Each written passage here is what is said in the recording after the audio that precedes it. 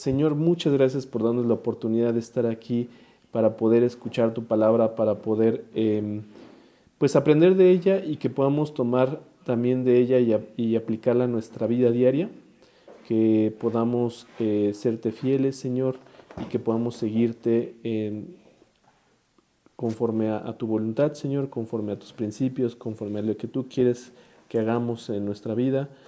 Y pues que seas tú glorificado, porque tú todas las cosas que haces son tuyas y nosotros somos tuyos, Señor. Así que pues te pido que pueda entrar en nuestro corazón este estudio y podamos llevarlo a la aplicación también de la vida diaria.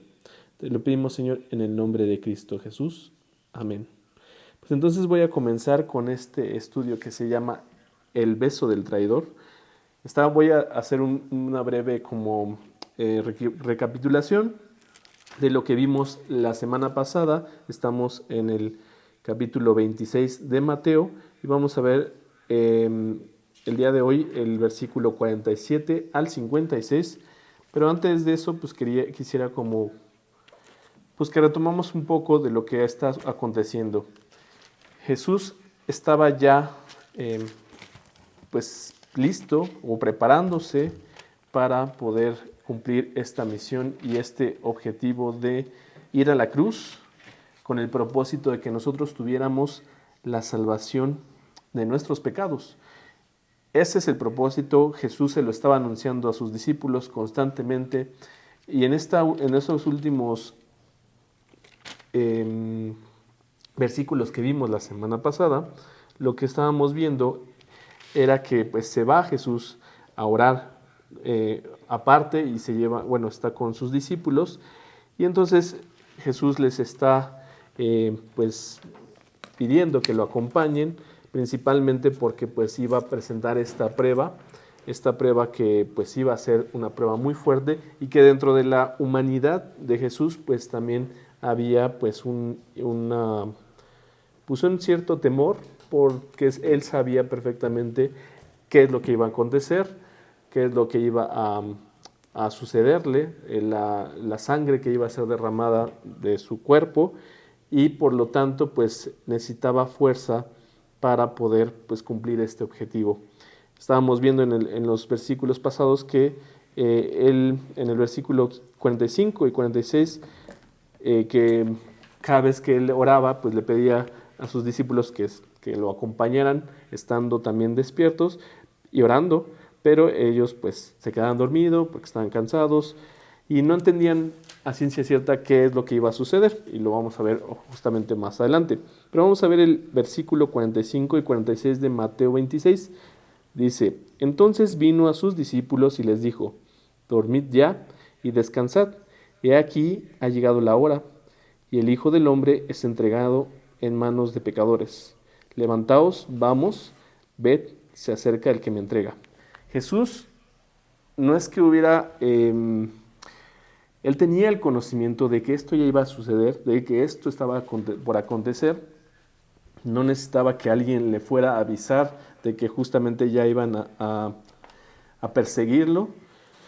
Posiblemente podría haber escuchado, no hay estos detalles, escuchado como la gente, pero de todos modos el punto es de que él ya sabía y estaba listo. Le dice a sus discípulos, dormid ya. Le está diciendo que ahora sí que bajen la guardia, ¿no? O sea, que se tranquilicen después de todo este momento que estaba en oración y buscando fuerza. Jesús pues les dice a sus discípulos pues que ya iba a acontecer esta entrega a los principales judíos, a las principales autoridades. Iban a estar mezcladas, que ahorita los vamos a ver más a detalle, pero iban a estar tanto los fariseos, los saduceos y también pues los que apresan a Jesús pues también son gente pues que los mandaron a prender, ¿no? a arrestar como a Jesús y una turba que también está mencionada, que ahorita lo vamos a analizar a más detalle. Pero Jesús en el versículo 46 dice, levantaos, vamos, ved, se acerca el que me entrega. Él sabía perfectamente qué iba a suceder y cómo iba a suceder Y el día de hoy pues vamos a hablar de quién está hablando Jesús en este último versículo que dice: ved, se acerca el que me entrega. ¿Quién lo está entregando a Jesús? Pues es al que llamamos en este título del estudio el traidor, que bueno, seguramente tú ya has escuchado historias o pues es algo muy conocido en la cultura, al menos occidental, donde hay presencia de la Biblia. Pero voy a compartir aquí el estudio. Permítanme. Listo. Entonces, ¿de quién hablamos? De Judas Iscariote, ¿no? Vamos a leer el capítulo 26, versículo 47 al 56. Voy a leerlo yo y ahorita me acompañan ustedes leyendo también. Mientras todavía hablaba, vino Judas, uno de los 12, y con él mucha gente con espadas y palos, de parte de los principales sacerdotes y de los ancianos del pueblo. Y el que lo entregaba les había dado señal, diciendo: al que yo besare, ese es, prendedle. Y enseguida se acercó a Jesús y dijo: salve, maestro, y le besó. Y Jesús le dijo: amigo, ¿a qué vienes? Entonces se acercaron y echaron mano a Jesús y le prendieron. Pero uno de los que estaban con Jesús, extendiendo la mano, sacó su espada e hiriendo a un siervo del sumo sacerdote, le quitó la oreja. Entonces Jesús le dijo: los que toman espada, a espada perecerán. ¿Acaso piensas que no puedo ahora orar a mi Padre y que Él no me daría más de 12 legiones de ángeles? Pero ¿cómo entonces se cumplirán las escrituras de que es necesario que así se haga? En aquella hora dijo Jesús a la gente: como contra un ladrón habéis salido con espadas y con palos para prenderme.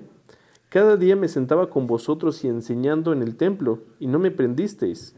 Mas todo esto sucede para que se cumplan las escrituras de los profetas. Entonces todos los discípulos, dejándole, huyeron. El título está enfocado a Judas Iscariote, pero vamos a analizar más a detalle de qué nos está más hablando este pasaje completo, porque está hablando de muchas cosas. Jesús, en primera instancia, Él estaba listo, como lo vimos en los versículos pasados. Él estaba listo y preparado para lo que iba a acontecer. Y no lo hizo ni titubeando, no lo hizo dudando, no corrió, no se escapó, no buscó la forma de poder evadir esta situación, no puso resistencia ante esta llegada tanto del traidor que lo estaba entregando, como de toda la gente que estaba, permítame un momento, como de toda la gente que estaba persiguiéndolo también, que no sabemos exactamente como por qué llegaron ahí, pero pues había pues ya un resentimiento, una envidia, había un rechazo hacia Jesús, y aún así dentro de este plan, de esta situación de la entrega de Jesús y del sacrificio de Jesús, pues todo esto ya estaba como predispuesto o estaba diseñado para que así sucediera. Justamente esto es el principio de este plan que ya estaba anunciándoles desde que llegaron a Jerusalén, y que pues en lo que vimos la semana pasada, a lo que él estaba preparándose cuando estaba orando. Vamos a leer otra vez, ya lo leí hace rato, pero vamos a leer el versículo 45 y 46 de ese mismo capítulo. ¿Lo puedes leer, por favor? Entonces vino a sus discípulos y les dijo: dormid ya y descansad. He aquí ha llegado la hora, y el Hijo del Hombre es entregado en manos de pecadores. Levantaos, vamos, ved, se acerca el que me entrega.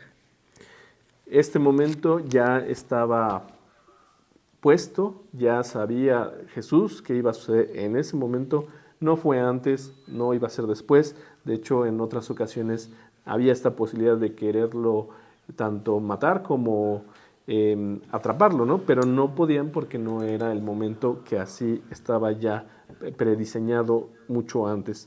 Y Jesús pues pues se está preparando y está listo para poder afrontar esta situación. La oración que hace hace unos versículos antes, pues lo fortalece y lo lleva dispuesto para poder asumir esta situación que va a afrontar. Vemos 4 elementos que vamos a ver el día de hoy.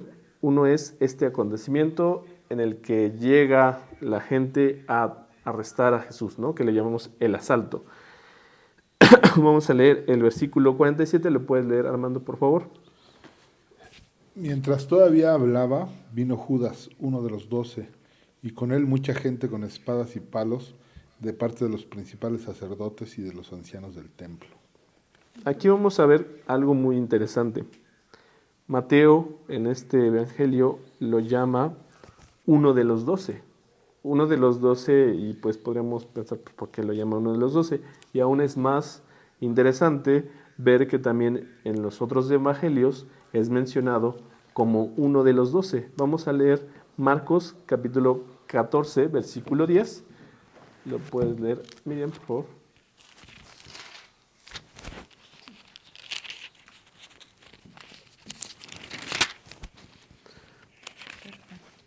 ¿14:10? Marcos capítulo Sí. 14:10. Entonces Judas Iscariote, uno de los 12, fue a los principales sacerdotes para entregárselo. Otra vez aquí está mencionado, uno de los 12. Y esto es importante y ahorita lo vamos a mencionar. Porque también vamos a leer Lucas 22:47. Y todo esto es para que veamos justamente que los 4 evangelios lo mencionan como uno de los 12. Mientras él aún hablaba, se presentó una turba, y el que se llamaba Judas, uno de los 12, iba al frente de ellos y se acercó hasta Jesús para besarle. Y vamos a leer por último Juan 6:71. Juan capítulo 6,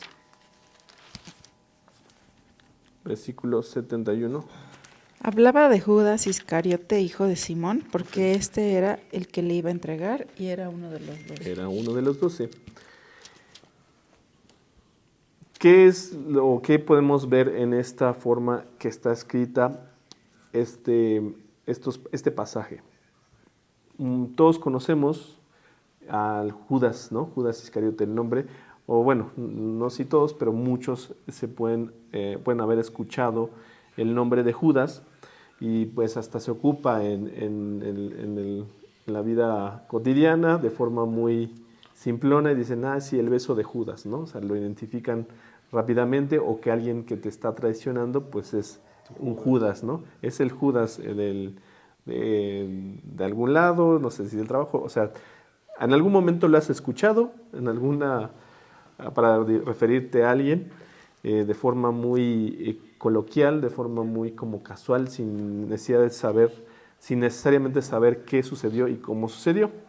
Todos lo llaman, en este caso, todos los evangelios llaman a Judas uno de los 12 porque estuvo con ellos conviviendo, aunque la diferencia es que él no era parte de este grupo que iba a ser salvo y que iba a recibir el Espíritu Santo, porque pues el destino de Judas fue otro y uno muy terrible, que más adelante lo vamos a ver en otro capítulo, en otros versículos más adelante, pero el día de hoy no, de cómo termina Judas de una manera muy terrible. Pero es importante que sepamos que él estaba ahí, él convivía con ellos por mucho tiempo, estuvo conviviendo, vio los milagros, vio la sanidad que hacía a las personas, vio las enseñanzas que daba a toda la gente, vio muchos milagros, puede ser estos milagros de la multiplicación de los panes. Él estuvo presente en muchos de estos milagros que Jesús estaba haciendo, y también de las enseñanzas que le estaba brindando a todos sus discípulos. Y sin embargo, aún siendo de este grupo, pues él no perteneció a pues no perteneció a los que pues fueron salvos, ¿no? A los que recibieron después el Espíritu Santo en el libro de Hechos y que estuvieron predicando por mucho más tiempo. Pero algo puntual que vemos en la forma en cómo lo redacta Mateo es que no está diciendo el traidor, el traidor Judas, ¿no? No está diciendo personaje innombrable y que es odioso. No, o sea, no hay rencor, no hay amargura, no hay odio. No se encuentra en estos pasajes esa descripción o los adjetivos diciendo eres de lo peor o era lo de lo peor, ¿no? ¿Qué es lo que nosotros podemos rescatar o podemos sacar de eso? Pues es la forma en cómo nos da una enseñanza de la actitud ante nuestros semejantes, pero también hasta los enemigos, ¿no? Como lo dice Mateo 5:44, ¿lo puedes leer, Armando, por favor? Mateo 5:44.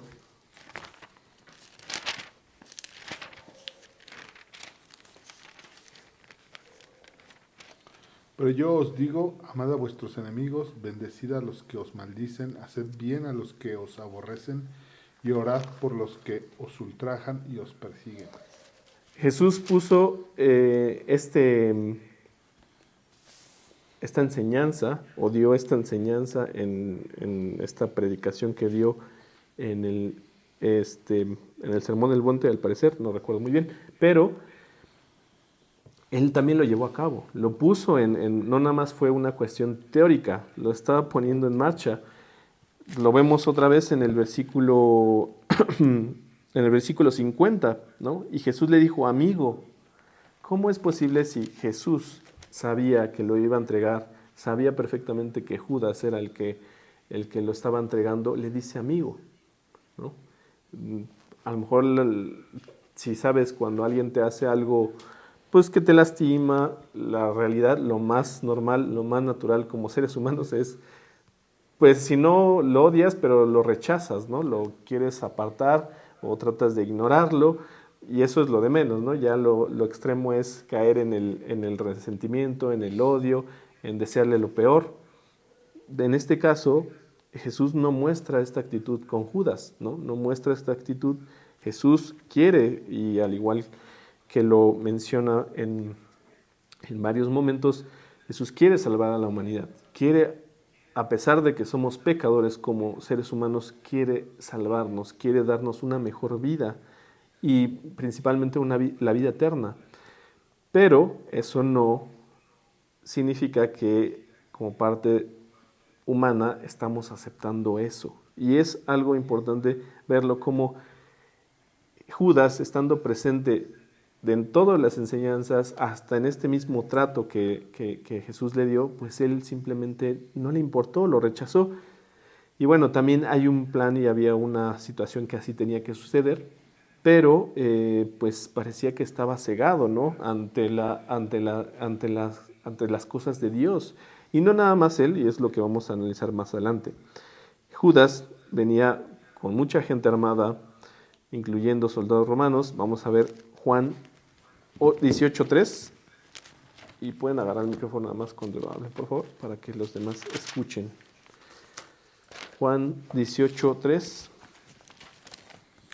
Judas, pues, tomando una compañía de soldados y alguaciles de los principales sacerdotes y de los fariseos, fue allí con linternas y antorchas y con armas. Entonces vemos cómo, pues sí, todo esto se armó todo un alboroto, ¿no? Toda una serie de muchedumbre, de una casi una manifestación, lo que podríamos ver o identificarlo más fácilmente ahorita, aunque pues iban con palos, con antorchas, o sea, por un solo hombre iban con todas estas personas que pues pudieran ser miles, ¿no? No sabemos exactamente, pero había muchas personas ahí que estaban deseando la muerte de Jesús, que estaban deseando el que lo atraparan, el que sufriera. Vemos cómo está mucha gente que también lo recibió cuando entró a Jerusalén, pues posiblemente cambió de perspectiva y también lo querían matar, ¿no? Vemos la maldad, la indiferencia y la cobardía de, pues, no era suficiente ir con un grupo pequeño, sino que tenía que ir toda la cantidad de personas armadas con la intención de atrapar a Jesús. Y también los mismos sacerdotes estaban buscando soldados Y bueno, pues vemos como toda esta muchedumbre va por Jesús. Y bueno, esta persecución se ve no solamente, o es un ejemplo de la persecución que hay hacia el cristianismo, hacia los que quieren seguir el camino de Dios, a los que quieren seguir lo que Jesús está enseñando. Es algo que repele a la gente, algo que rechaza a la gente, algo que dice, no, esto es una locura, es fanatismo. Hay muchas formas en las que se ataca, hay muchas formas en las que se rechaza. Y bueno, en este caso, pues a Jesús mismo lo crucificaron, ¿no? Vamos a ver lo que nos dice Juan, capítulo 15, versículo 18. Juan 15, 18.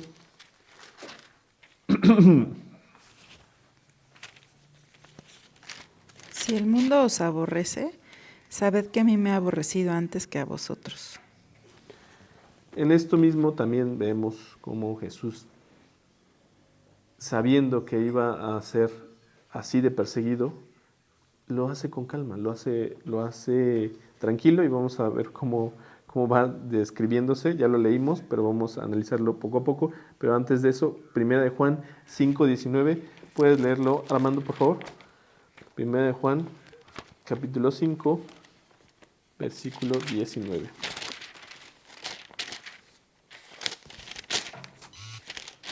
Sabemos que somos de Dios. No, creo que lo. Sí. ¿Sí? Sí. Sabemos que somos de Dios y el mundo entero está bajo el maligno.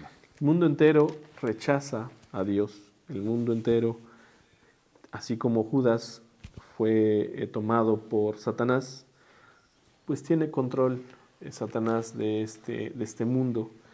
Y por lo tanto, pues hay rechazo cuando hay cuando hay un mensaje de Dios, una actitud de Dios, un comportamiento de Dios, un testimonio de Dios, cuando hablas de Jesús, cuando compartes de Jesús, cuando tienes este tipo de conductas o este tipo de actitudes como la que tuvo Jesús, que dijo a mi hijo, ¿qué vienes, no? Sabiendo que lo iba a entregar. Hay rechazo, dices, ¿por qué me vas a tratar así, no? Hay rechazo aún a cosas que podríamos considerar que son buenas, ¿no? Aún para todo el mundo, pero es algo que se rechaza porque viene, pues porque rechazan a Dios, ¿no? Se rechaza a Dios el mundo en general, pero Dios aún así quiere tomarlo y pues que la gente se arrepienta y que lo siga. Vamos a ver este segundo punto, que es el beso, una forma, la verdad, bastante, pues no sé cómo llamarlo.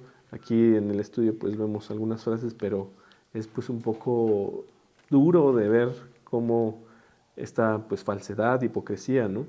Judas y los sacerdotes ya habían acordado, ya habían planeado y estaban pretendiendo, justamente armando todo este asunto para matar a Jesús. Era algo que ellos ya estaban planificando, y ahora este era el tiempo propicio para que se pudiera hacer, lejos de Jerusalén y de toda la gente que en ese día era la fiesta de la Pascua y que transitaba por la ciudad. Vamos a ver lo que nos dice Lucas capítulo 22, versículo 6. Lucas 22, 6.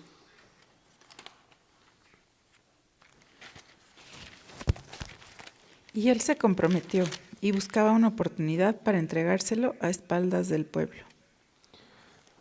Es curioso, lo querían hacer a espaldas y llevaron un buen de gente, ¿no?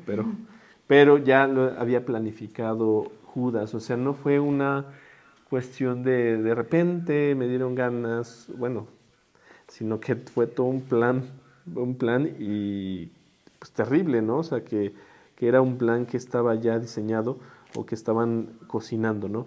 Ellos no sabían, me refiero a los sacerdotes, a Judas mismo, no sabían, ni tampoco Satanás, que Dios ya lo tenía predeterminado desde los siglos antes, ¿no? O sea, este plan, pues podríamos plantearlo, ¿no? ¿Por qué Jesús, como le dijeron en la cruz, ¿no? ¿Por qué no te salvas a ti mismo? Pues porque ya lo tenía planeado.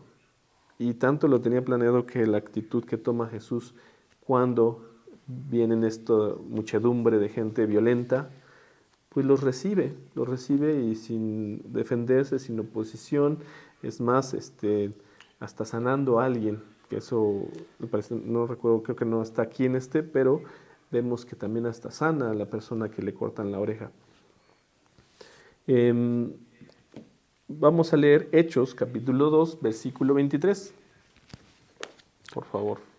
A este, entregado por el determinado consejo y anticipado conocimiento de Dios, prendisteis y matasteis por manos de inicuos, crucificándole. Por el determinado consejo y anticipado conocimiento de Dios. O sea, ya era algo que iba a suceder porque así lo había planeado Dios. Pues la forma en la que se ve esta entrega pues es algo pues muy deplorable, despreciable, pues ruin. Esto, el beso, pues es una forma que tiene muchos significados.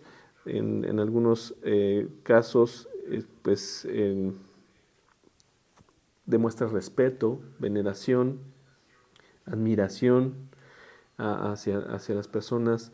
La gente besando los bordes de los vestidos, por ejemplo, lo que hacían, ¿no? Que besaban también los bordes de los vestidos de los fariseos como muestra de admiración, ¿no? Y de respeto. Y en el caso pues, de un beso en la mejilla, pues es algo de mucho afecto, ¿no? De una amistad íntima o de un parentesco con algún familiar muy cercano. Aunque bueno, aquí en la cultura mexicana saludas a cualquier desconocido, bueno, cuando te presentan a algún desconocido es con beso, ¿no? Pero representa algo que muestra afecto, ¿no? Afecto, y esa era la señal que Judas estaba haciendo. Es fuerte como no solamente se quedó pues ahí le señalo a ¿no? Le señalo a que va a ser que quieren a ustedes atrapar, sino que aún así como que pone el dedo sobre la llaga, que aún así que iba a ser una traición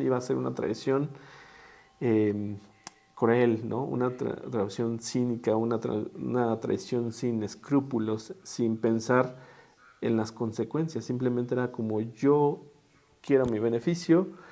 En el caso de Judas, negoció unas cuantas monedas, pero él estaba buscando su beneficio, no le importó lo que le iba a suceder a Jesús.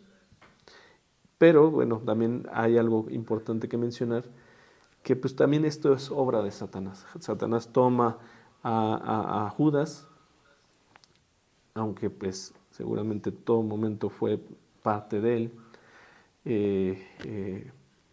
desde antes influía en él, todo este plan maquiavélico pues fue también influencia de Satanás, pero Satanás ahí estaba buscando, pensando Satanás que iba a conseguir destruir a Jesús, pues también muestra esta forma de hacerlo ruin y de forma muy baja, ¿no?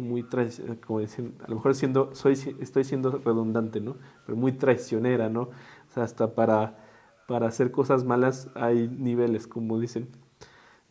Pues este hombre estaba haciéndolo de una forma muy falsa, hipócrita, dándole un beso en la mejilla y pues entregándole de una forma muy cruel, ¿no? Su nombre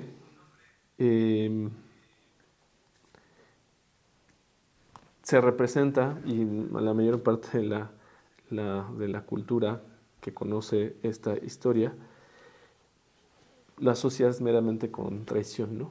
Judas es traición. Judas es el traicionero, el que entregó a Jesús, y aunque no sabes cómo fue exactamente los detalles, se te queda muy grabada esa historia, ¿no? Y pues viendo, ¿no? Vuelvo a tocar el punto de haciendo esto a pesar de haber pasado años con Jesús, dentro de su ministerio de Jesús, que el ministerio fueron por 3 años. teniendo un contacto personal. Es terrible, ¿no? Terrible cómo pues estás conviviendo todos los días y aún así pues, te traicionan, ¿no? Es doloroso. Pero Jesús está poniéndonos también una enseñanza de cómo es tanto cómo puede ser alguien que puede decirse cristiano y que no hay luz en su corazón, que no ha llegado a ser Cristo el Señor de su vida. Él tenía presente constantemente estos milagros, esta sabiduría de Jesús, el conocimiento, todo lo que hizo Jesús en este ministerio de esto, en esa época, pues lo veía de una forma muy cercana y aún así no obtuvo la salvación. Podemos decir que en este caso también pues hay muchos que pueden ser como Judas, que pues siguen abundando, que pueden mostrar por fuera ser cristianos, pero que en realidad por dentro no lo son. Y bueno, el propósito o más bien la motivación por lo cual esto se da, pues es algo que es meramente manifestado en un yo, ¿no? En el yo buscar mi beneficio, así como lo hizo Judas. No sé si recuerdan este pasaje donde una mujer vierte un perfume a Jesús y él justamente fue el que dijo que por qué eso no mejor se vendía para los pobres y por qué era un desperdicio, ¿no? Cuando la verdad no le importaban los demás, o sea, él dice, ¿por qué? O sea, todavía mentiroso, ¿no? Y falso, ¿no? Dice, no, oye, pues eso pudo haber servido para los pobres, pero la realidad es que él quería venderlo para él sacar un beneficio porque él manejaba el dinero, ¿no? Entonces, terrible, ¿no? Era más su amor por el dinero que en verdad estas aparentes buenas obras, ¿no? que él pretendía hacer, como el hecho de que vendieran el perfume para entregárselo a los pobres, ¿no? Es una mera falsedad de él. Y es un ejemplo, en este caso, Judas, de una persona que puede decirse cristiano y no lo es. Vamos a ver qué es lo que nos dice 2 Timoteo 4:10, pero solamente la primera parte, que es, podríamos decir, el inciso A o la parte A, ¿no? 2 Timoteo 4:10. Porque Demas me ha desamparado, Si quieres el otro partecita también. amando este mundo. Entonces, igual, Demas estuvo con Pablo viviendo estas, pues sí, aventuras que tuvo Pablo, tanto positivas como no tan buenas, y pues Demas simplemente lo dejó, ¿no? Su amor fue hacia el mundo, prefirió seguir otras cosas y no seguir el camino de Cristo. Pero aquí estamos viendo solamente la parte de Judas. Vamos a ver la otra parte de cómo es el comportamiento también de sus discípulos, ¿no? Los que sí obtienen la salvación, pero que también tenían una actitud que fácilmente nosotros nos podemos reconocer con ellos, porque pues sí es una forma también para nosotros aprender y vernos reflejados en la actitud pecadora, humana de los discípulos y de muchos que están aquí manifestados, ¿no? Espero que no te identifiques con Judas, ¿no? En ese aspecto de traición, pero vamos a ver lo que nos dice desde el versículo 51 al 53. Lo puedes leer. ¿Quién tiene el micrófono? Armando, por favor. Pero uno de los que estaban con Jesús, extendiendo la mano, sacó su espada e hiriendo a un siervo del sumo sacerdote le quitó la oreja. Entonces Jesús le dijo, vuelve tu espada a su lugar, porque todos los que toman espada a espada perecerán. ¿Acaso piensas que no puedo ahora orar a mi Padre y que Él no me daría más de 12 legiones de ángeles? Se nos pasó volver, bueno, ya lo habíamos leído al principio, pero voy a leer rápidamente nada más para cerrar el punto del beso. El versículo 48 al 50. Y el que le entregaba le había dado señal diciendo, al que yo besare, ese es, prendedle. Y enseguida se acercó a Jesús y dijo, salve maestro, y le besó. Vemos, ¿no? O sea, hipocresía a lo más, ¿no? Le besa, le dice maestro, como si en verdad lo fuera. Y Jesús, pues, o sea, genuinamente yo creo que genuinamente le dijo amigo, o sea, no, Jesús no hay mentira. Él quería en verdad que Judas pues tuviera la salvación. No la aceptó Judas, ¿no? Entonces se acercaron y echaron mano a Jesús y le prendieron. Entonces vemos cómo está la actitud de sus discípulos, ¿no? Pero uno de los que estaban con Jesús, extendiendo la mano, sacó su espada, hiriendo a un siervo del sumo sacerdote, le quitó la oreja. Aquí no nos dice quién es, para que no te enfoques en la persona, aunque en otros evangelios sí dicen quién es, sino ves la actitud, ¿no? La actitud es de, sí, no, yo voy a defenderte, una actitud como de, sí, no, yo estoy también contigo, Jesús, ¿no?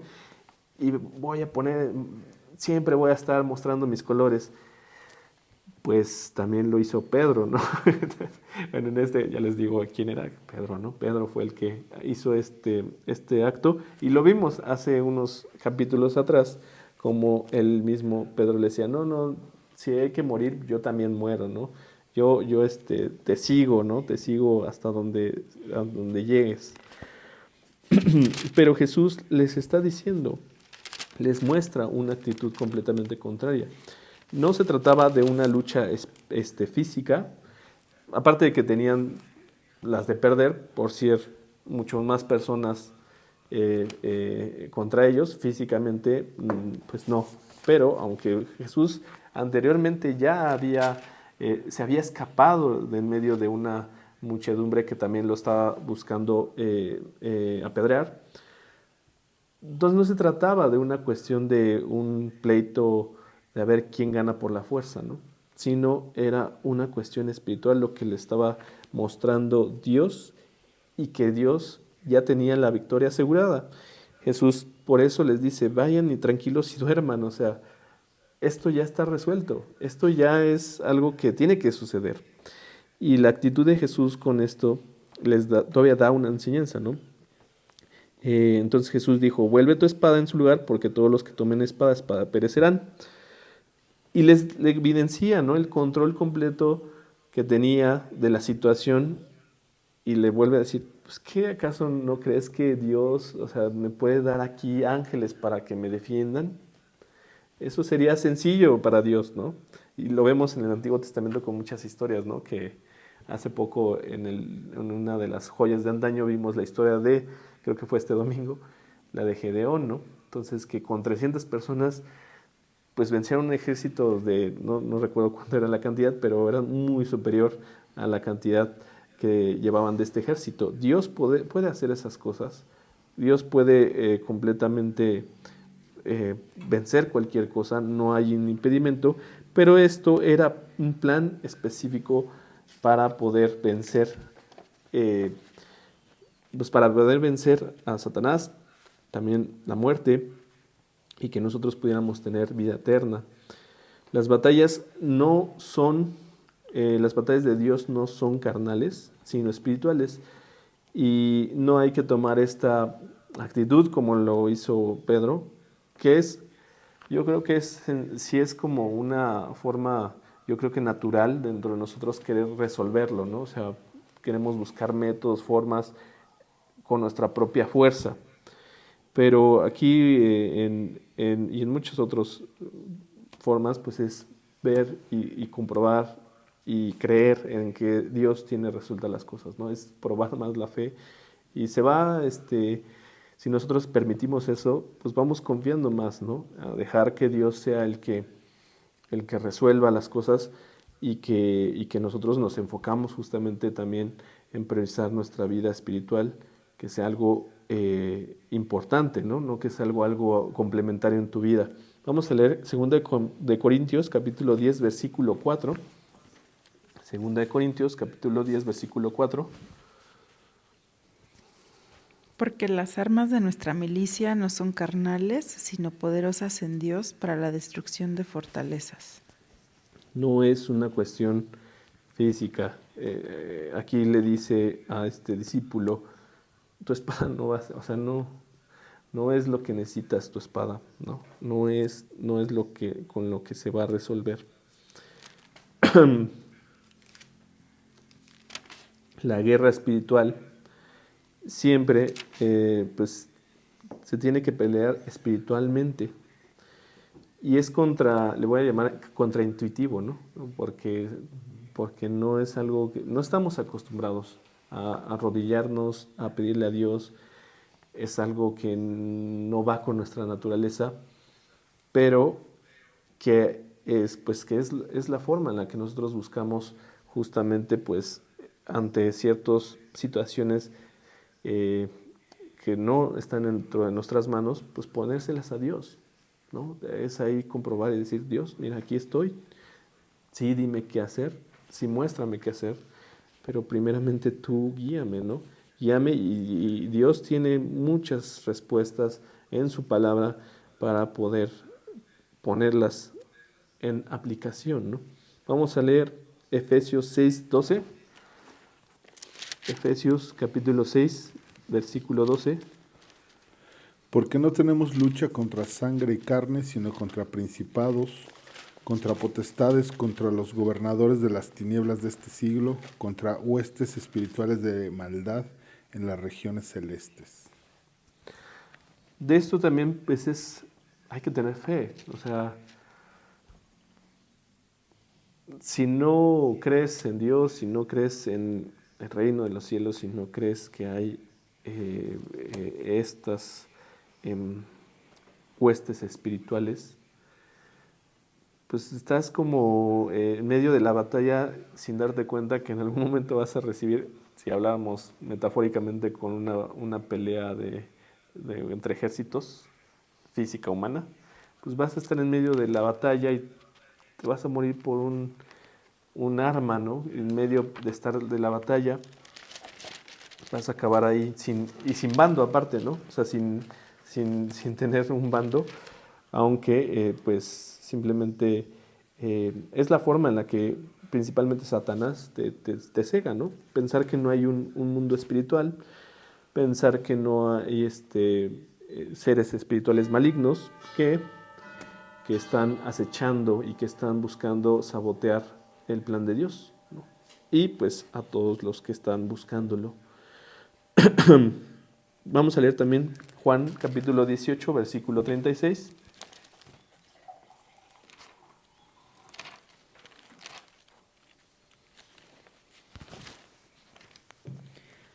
Respondió Jesús, mi reino no es de este mundo. Si mi reino fuera de este mundo, mis servidores pelearían para que yo no fuera entregado a los judíos, pero mi reino no es de aquí. Entonces, pues todas estas cosas que suceden a Jesús, pues ya están planeadas, ya están planificadas, ya eran parte de una digámoslo, una batalla que ya estaba ganada, pero que era la forma en la que tenía que suceder. La victoria pues solamente la da Dios, ¿no? Por medio de Jesucristo, y esa es la victoria que nosotros tenemos. Ya Jesús luchó la batalla en la cruz, ya entregó su vida, su sangre, para nosotros ser perdonados por nuestros pecados. Vamos a ver lo que nos dice Mateo 26, versículo 53.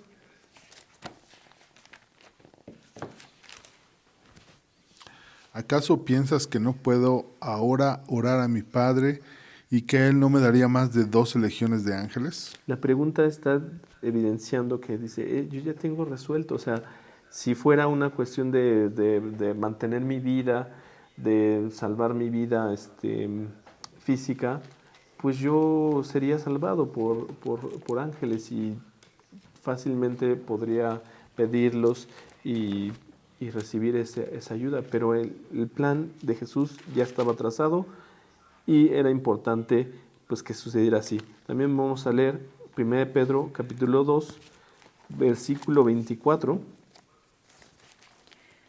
Quien llevó él mismo nuestros pecados en su cuerpo sobre el madero, para que nosotros, estando muertos a los pecados, vivamos a la justicia, y por cuya herida fuisteis sanados. ese es el plan que Jesús estaba por cumplir, pero pues sus discípulos no lo estaban viendo, ¿no? Nosotros tampoco lo vemos luego claramente cuando no conocemos ni siquiera lo que dice la Biblia, ¿no? A mí me sorprendió la primera vez que leí esto, dije, o sea, ¿cómo? ¿Por qué siempre le estaba diciendo a sus discípulos que iba a ser entregado y que iban, o sea, él estaba contando al final de la historia y lo hace varias veces y yo decía, pues ¿cómo no? ¿Por qué no le creen, no? Pero pues así somos, o sea, es la incredulidad humana, es también una forma en la que nosotros podemos identificarnos, donde Dios ya nos dio la salvación, donde Dios ya nos está diciendo, tú eres parte de mi familia, tú eres mi hijo, ¿no? Dios siendo nuestro Padre. Y aún así, pues dudamos, aún así no confiamos. Pues me pasa muchas veces, pero pues mientras más vuelves y dices, ok, ¿no? Pues Dios ya lo tiene resuelto. Van sucediendo en esta semana, pues han pasado cosas donde yo le he estado pidiendo a Dios algunas cosas en específico y Dios me las ha dado, o sea, de formas pues que ni me las esperaba, no las planeé, no las puse de una forma en las que yo quería que sucediera, porque luego ando busqué y busqué como formas. Se abrieron en verdad de una forma que solamente yo se lo atribuyo a Dios, ¿no? Que así, y aparte por reposar y descansar en esa confianza de que pues Dios va a resolver, ¿no? Pero pues sí, a veces somos incrédulos y dudamos como los discípulos y queremos resolverlos así como Pedro, con nuestra propia fuerza, con nuestra propia valor, con nuestra propia, nuestros mejores atributos, ¿no? Lo que nosotros pensamos que es lo que Dios nos va a ocupar. No, o sea, Dios ocupa lo que a veces no te imaginas. Dios ocupa cosas pues que a veces ni siquiera estás consciente de ello, pero que Dios sí va trabajando en ti, va transformando tu vida y se puede reflejar en el exterior y la gente lo puede llegar a ver. Entonces ya vimos justamente esta situación de la llegada de estas personas a atrapar a Jesús, vemos el beso de Judas, de cómo lo entrega a Jesús de una forma falsa y pues cruel y detestable, ¿no? Y vemos también falsa valentía que basada en las propias fuerzas de los discípulos, que nosotros también podemos hacer. Y vemos también la cuestión de que todo esto nos lleva a que es un cumplimiento de algo que ya estaba escrito. Las escrituras nos muestran de que esto ya estaba profetizado, de que esto tenía que suceder así. Vamos a leer Salmos 41:9.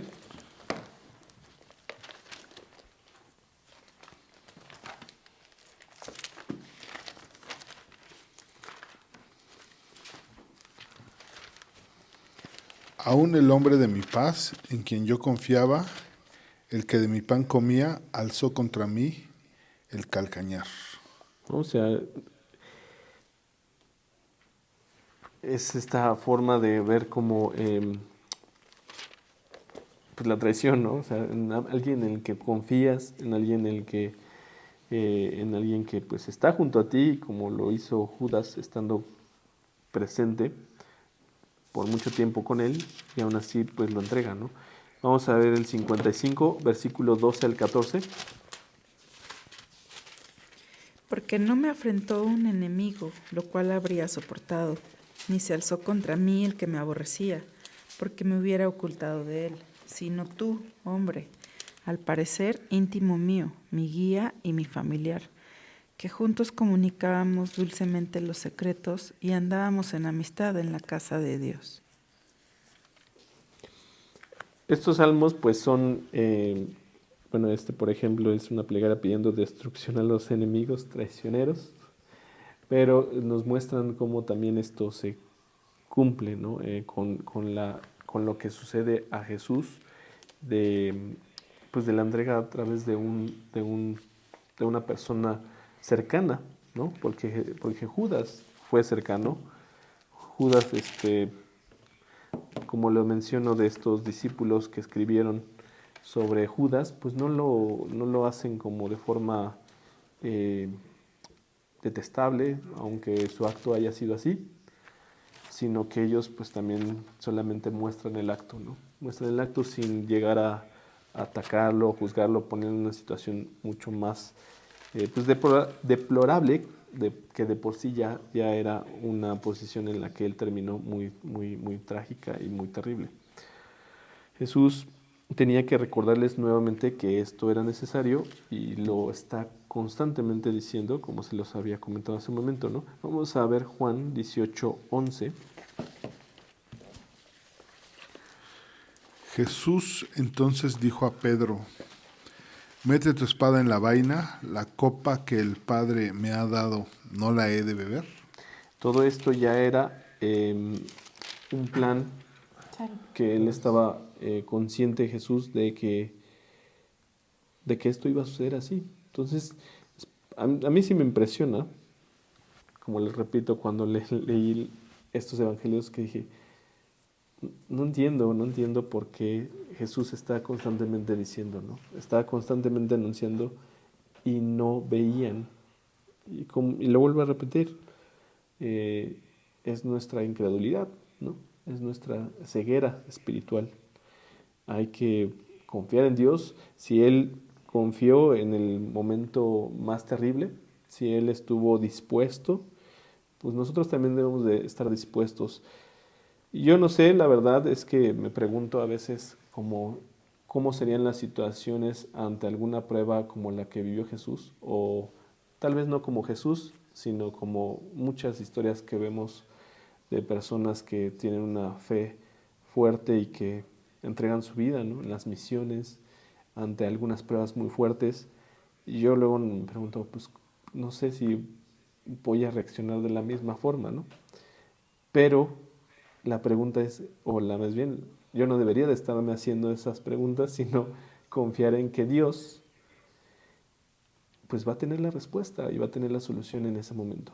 O sea, yo no sé cómo va a ser el futuro, y tú seguramente, bueno, todos vamos a tener algún tipo de prueba, pero Dios pone esas pruebas y también pone la salida, y es principalmente confiar en Dios y seguirlo independientemente de la circunstancia que puede ser pues muy fea, ¿no?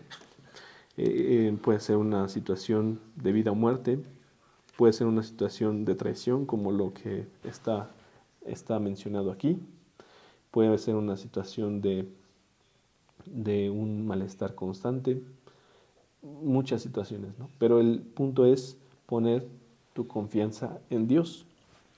Ese es el mensaje que nos está dando toda esta situación o esta historia, que podemos verla muy negativa, pero que era para el plan que Dios había diseñado, y que Jesús lo acepta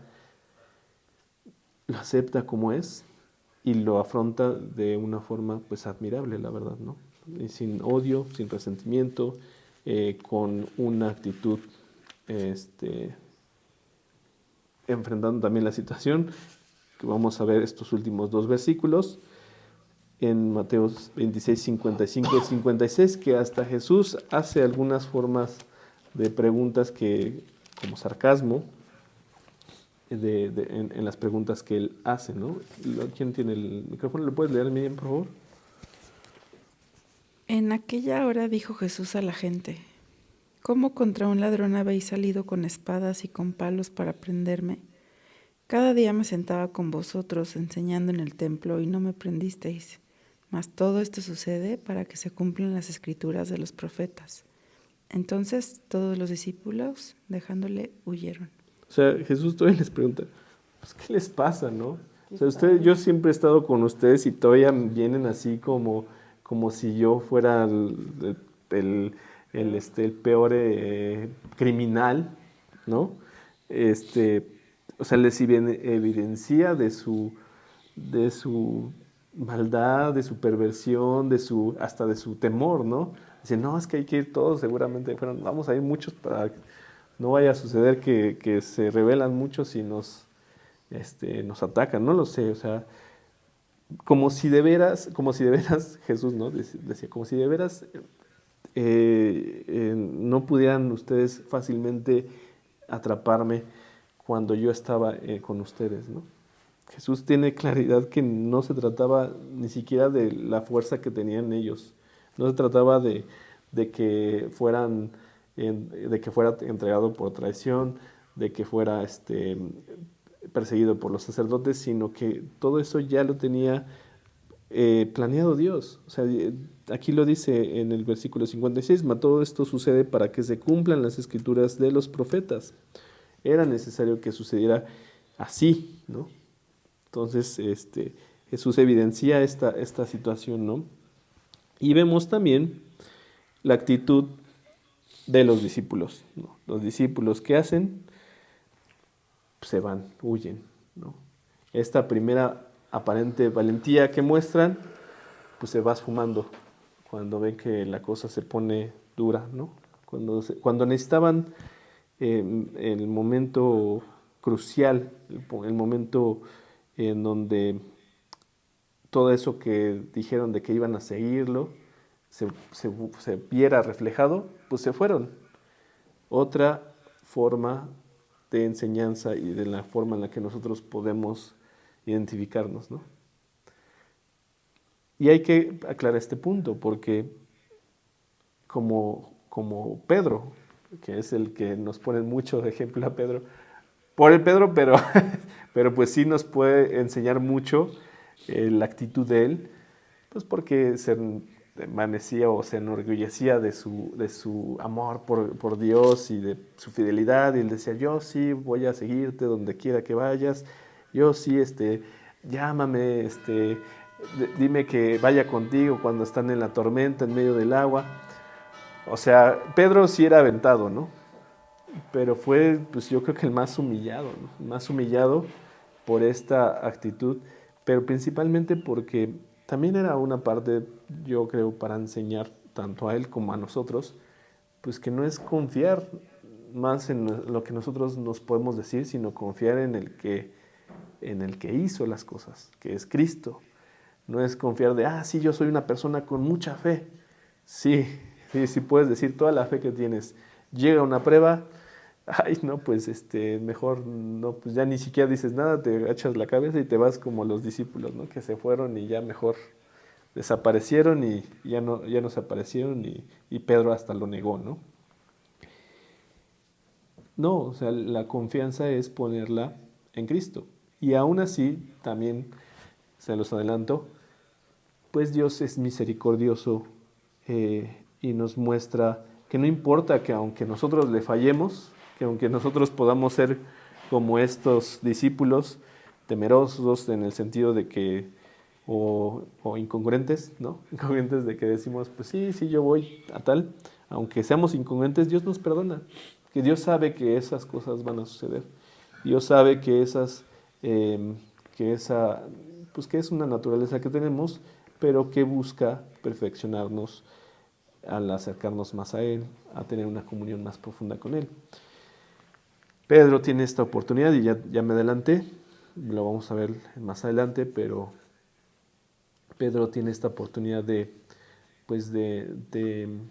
reivindicarse, de hacer, pues hasta cierto punto de humillarse y de reconocer pues que él no puede, que Dios solamente es el que puede, que Él es el que sabe las cosas y que pues que solamente depende de Él, ¿no? Depende de Él. Bueno, al menos así me parece en esta última conversación que tiene Jesús con Pedro, cuando le pide que apaciente a sus ovejas. Y pues Pedro pues le decía, sí, está bien, ¿no? Y yo te quiero, pero Jesús va al corazón, ¿no? Va a lo más profundo de nuestro corazón para que nosotros pues nos abramos con Él y confiemos en Él y que lo sigamos y que nos arrepentamos por esos momentos de caídas, de debilidades, de dudas, ¿no? Dios lo tiene todo resuelto. Aún un acontecimiento tan terrible como ser arrestado, ¿no? En este caso, ser arrestado y en este caso Jesús no nada más lo estaban arrestando, sino él sabía perfectamente que ya era para que lo crucificaran, para que lo mataran, ¿no? Entonces, si él estaba tranquilo con esto, pues nosotros debemos de confiar en eso, ¿no? En ese poder, en esa tranquilidad y en esa confianza de que Dios tiene las cosas resueltas. Esa es la teoría, ¿no? Ahora hay que llevarla pues a nuestra vida diaria. Y eso es una labor que nosotros solamente la podemos hacer de forma personal, en comunión con Dios. Claro que como iglesia, como cuerpo de Cristo, como hermanos en Cristo, podemos orar unos por otros y apoyarnos, pero pues que no nos pase, ¿no? Que no nos pase como Judas, pensando que estamos muy bien. A lo mejor te estás engañando, ¿no?